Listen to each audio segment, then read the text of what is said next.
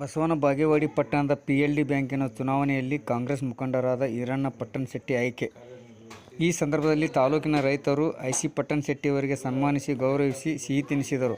ಈರಣ್ಣ ಪಟ್ಟಣಶೆಟ್ಟಿ ಮಾತನಾಡಿ, ಎಲ್ಲ ರೈತಾಪಿ ಬಂಧುಗಳು ನನ್ನನ್ನು ಈ 4 ಬಾರಿ ಆಯ್ಕೆ ಮಾಡಿದ್ದಕ್ಕೆ ಅಭಿನಂದನೆ ಹಾಗೂ ಕೃತಜ್ಞತೆ ಹೇಳಿ ಬ್ಯಾಂಕಿನ ಅಭಿವೃದ್ಧಿಗೆ ಇನ್ನಷ್ಟು ಕಾರ್ಯವನ್ನು ಮಾಡುತ್ತೇನೆ ಎಂದರು.